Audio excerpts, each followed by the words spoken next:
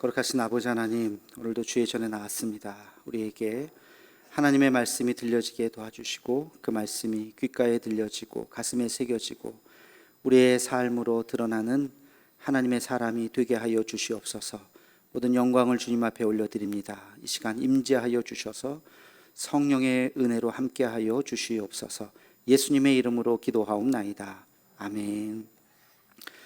지난 시간에 부자들에 대한 경고의 말씀을 전했습니다.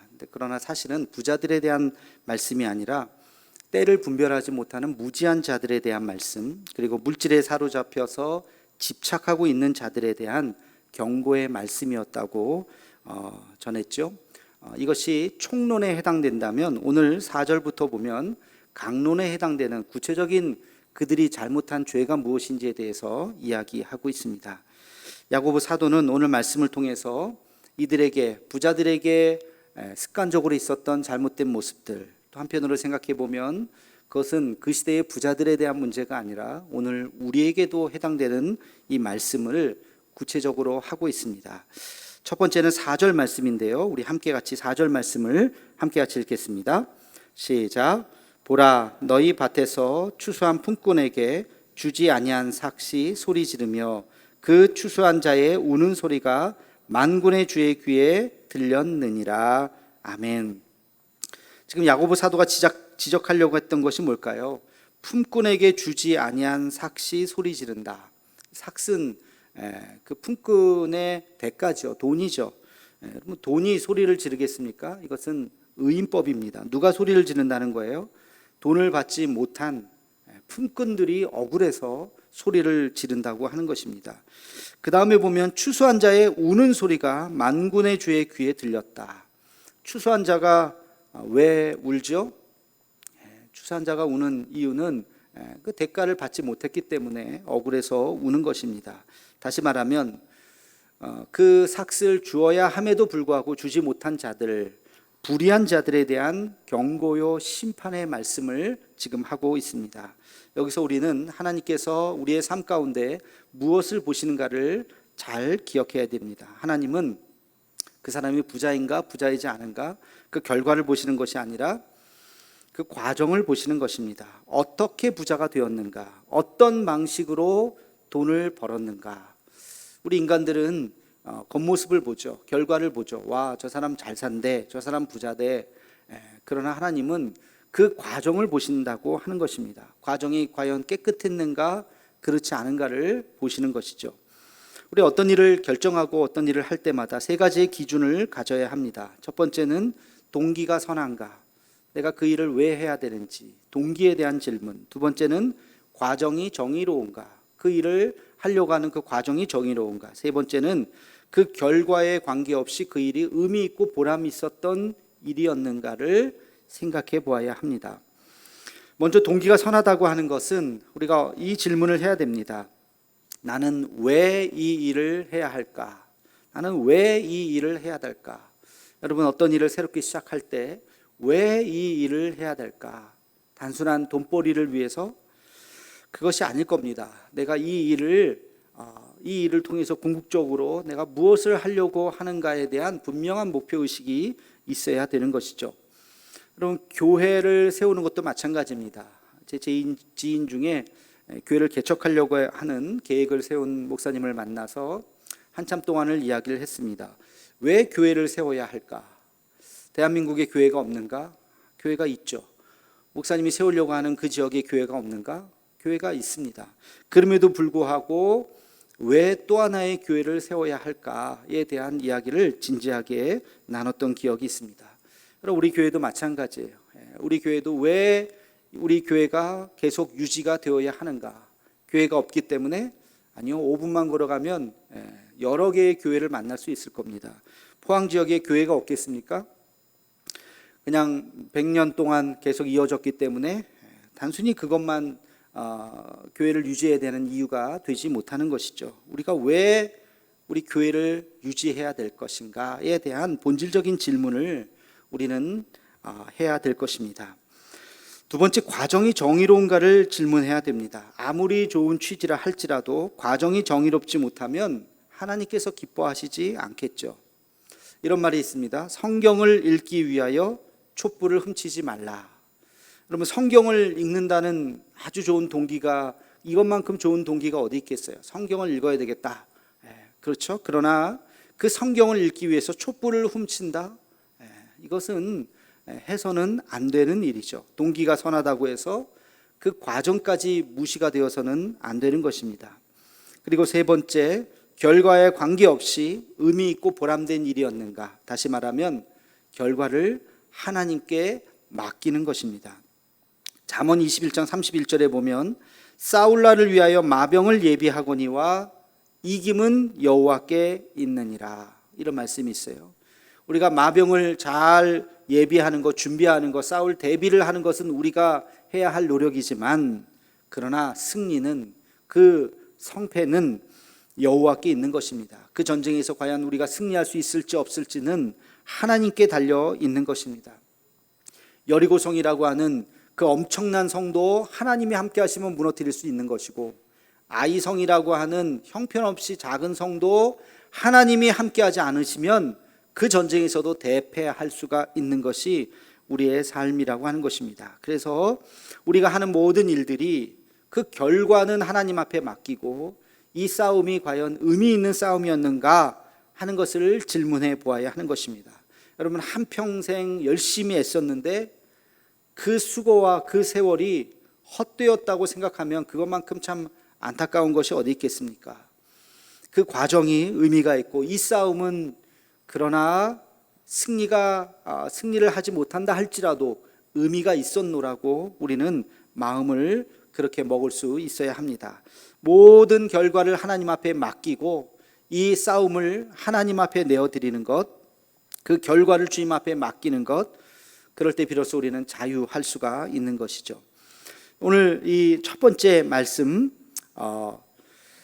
야고보 사도가 지적하려고 했던 바로 이 말씀을 여러분 기억하시면 좋겠어요. 품꾼에게 주지 아니한 삭시 소리를 지른다. 품꾼에게 주지 아니한 삭시 소리를 지른다. 다시 말하면 불의한 일을 하나님 앞에 해서는 안 된다는 것입니다. 여러분의 과거의 삶 가운데 5년 전, 10년 전, 아니 한 20, 30년 전, 예전에 여러분의 삶 가운데 혹시 불의한 일이 있었습니까? 그 과정에서 부당함이 있었습니까? 성공하기 위해서, 돈을 벌기 위해서, 이기기 위해서, 승리하기 위해서 사람의 마음을 아프게 했던 기억이 있습니까? 그렇다면 우리는 회개해야 될 것입니다. 우리의 기억에서는 혹시 사라졌을지 몰라도 하나님은 기억하신다고 하는 것, 그 품꾼의 삭을 우리가 주지 않았다면 하나님께서 기억하고 있다고 하는 것을 우리는 기억해야 됩니다. 남의 눈에 눈물을 흘리게 했던 적은 없었는지, 오늘 말씀을 통해서 우리가 하나님 앞에 그 말씀이 거울이 되어서 우리 자신을 다시 되돌아보는 우리가 되기를 주님의 이름으로 축원합니다. 자, 두 번째, 야고보 사도가 지적하는 두 번째 구체적인 죄악은 5절에 나와 있습니다. 우리 함께 같이 5절 말씀을 읽겠습니다. 너희가 땅에서 사치하고 방종하여 살육의 날에 너희 마음을 살찌게 하였도다. 아멘. 사치하고 방종하였다. 공동번역 성경을 보니까 이렇게 번역이 되어 있습니다. 당신들은 이 세상에서 사치와 쾌락을 누리며 지냈고 도살당한 눈을 눈앞에 두고도, 도살당한 나를 눈앞에 두고도 마음은 욕심으로 가득 채웠습니다.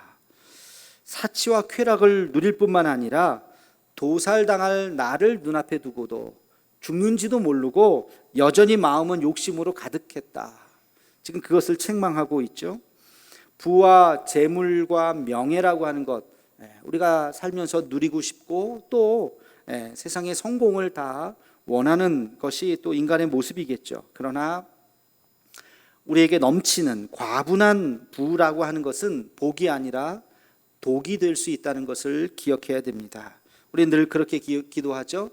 하나님, 감당할 시험을 내게서 허락하여 주옵소서.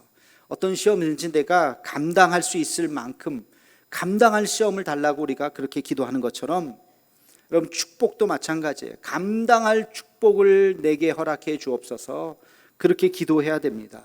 감당하지 못한 축복이 혹시 나에게 오게 된다면 그것은 축복이 아니라 그것은 독이 될 수가 있습니다.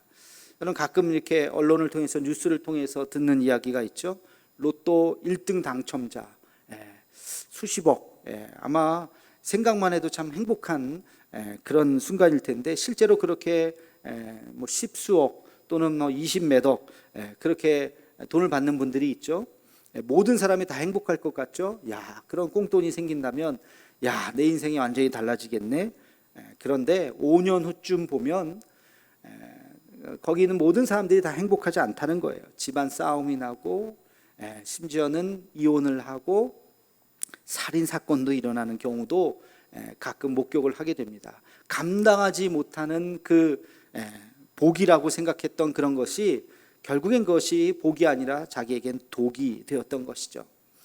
예전에 제가 그 스키를 배웠던 적이 있었는데요. 스키 강사 선생님이 이런 이야기를 하더라고요. 이 타는 거는 문제가 아닌데 스키에서 제일 중요한 게 뭐냐? 자기의 그 속도를 제어할 수 있어야 된다는 거예요. 이제 자기가 천천히 처음에 달려요. 그걸 멈추려고 할 때 딱 멈춰야 된다는 거예요. 조금 더 빠르게 달리면 빠르게 달리다가 멈출 수 있을 때 딱 멈춰야 된다는 거예요. 그 속도를 제어하지 못하면 자기의 능력 밖으로 속도가 나기 시작하면 어떻게 되겠습니까? 사고가 나는 거예요. 엄청난 사고가 나는 거죠. 자기가 빨리 달리는 거가 중요한 것이 아니라 그 속도를 제어할 수 있는 기술을 익히는 것이 중요하다. 그 말이 굉장히 잊혀지지가 않더라고요. 여러분, 자동차를 만드는 데 있어서 제일 중요한 게 스피드를 내는 거, 엔진을 만드는 것도 중요하지만 사실은 제일 중요한 게 제어 장치입니다. 멈출 때 쫙 하고 멈출 수 있어야 돼요.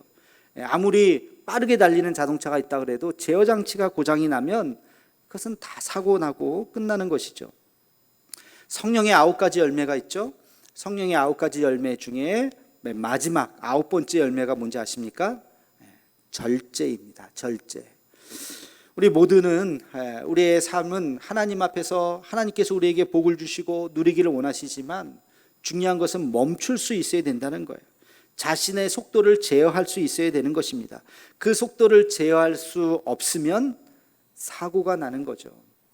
요즘에 주식 열풍이라고 하죠.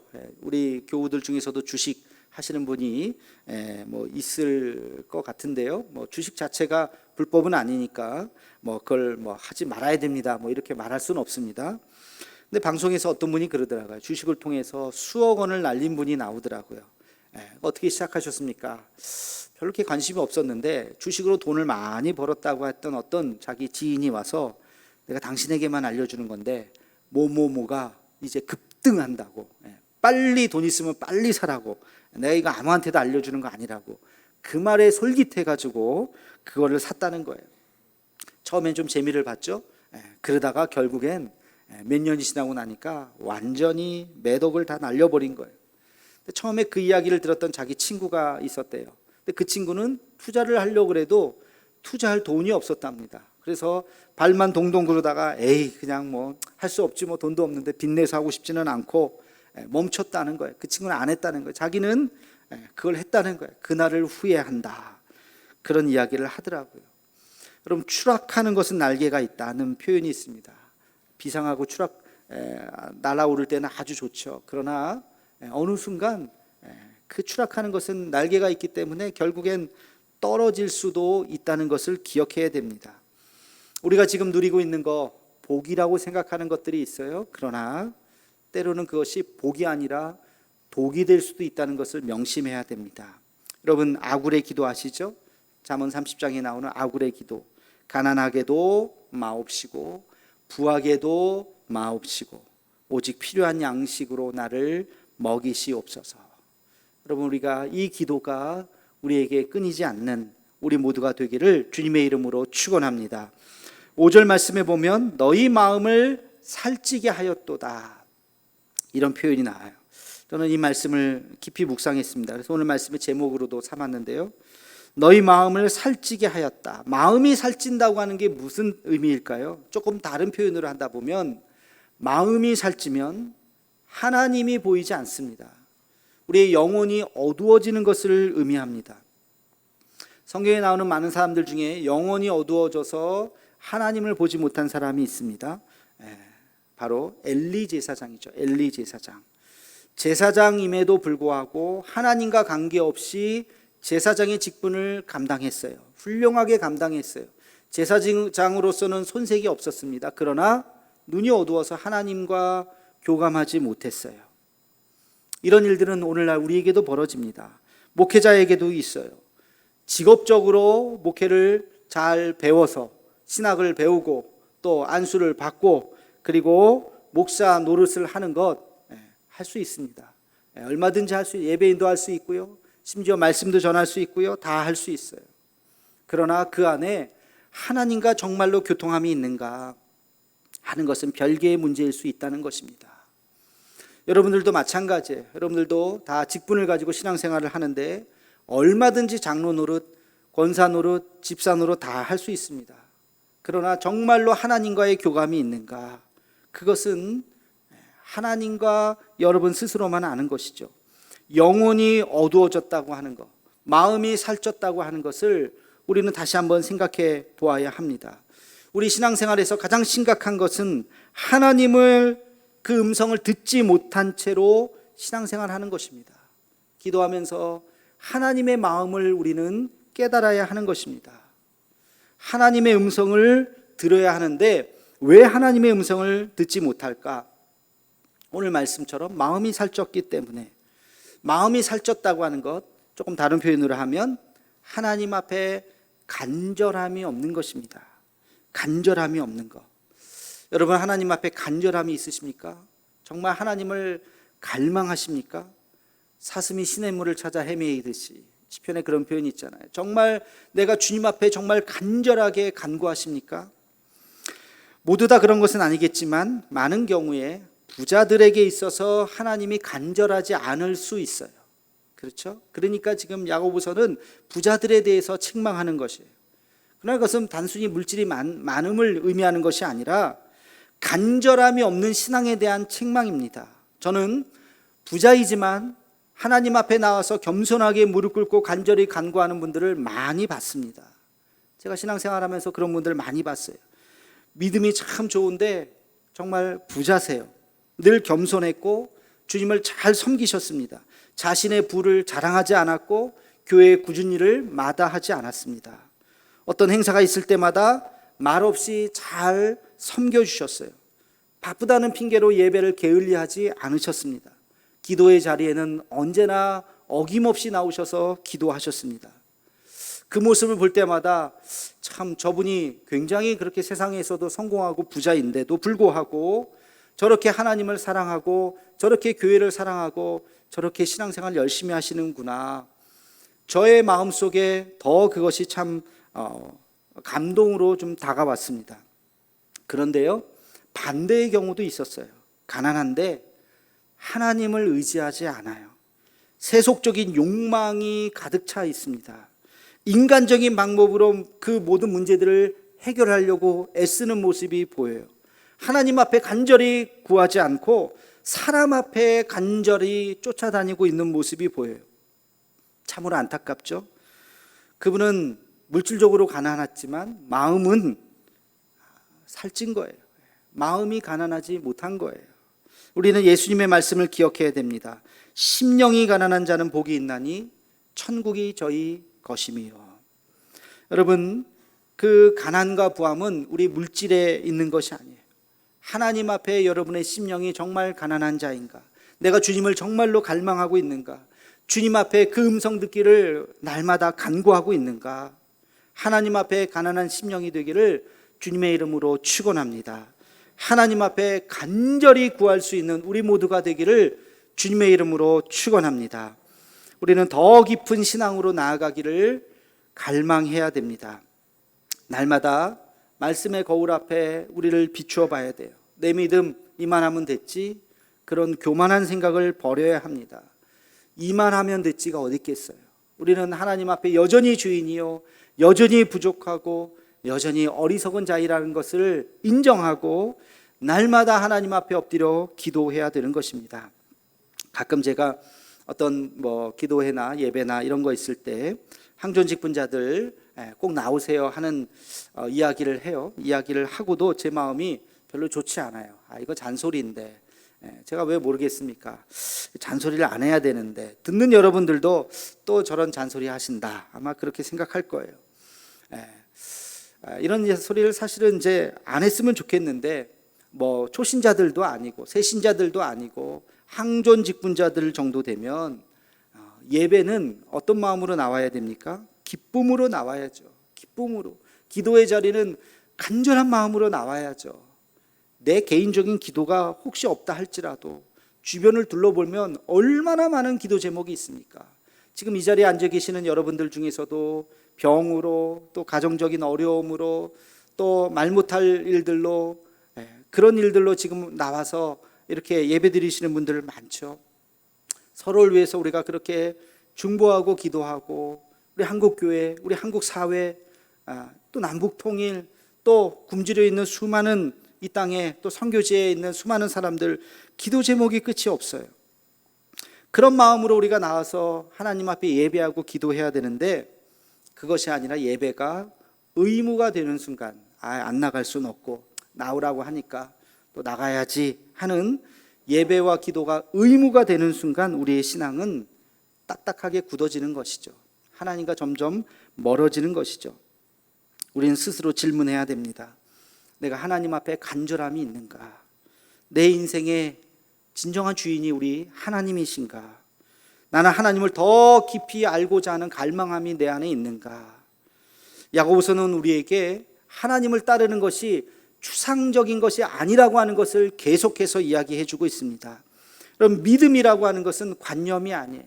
뜬구름 잡는 것이 아니에요. 믿음이라고 하는 것은 매우 구체적인 실천이라고 하는 것을 야고보서는 우리에게 계속해서 이야기하고 있습니다.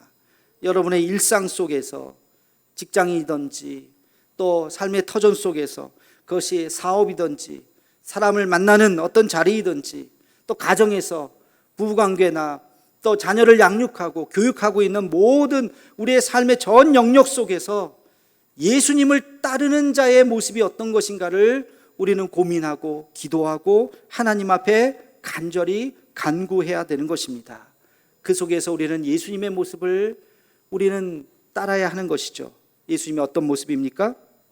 십자가를 지신 예수님의 그 모습, 그 모습을 기억하면서 예수님을 온전히 따라가며 우리의 삶이 오직 주님만을 향할 수 있는 우리 모두가 되기를 주님의 이름으로 축원합니다.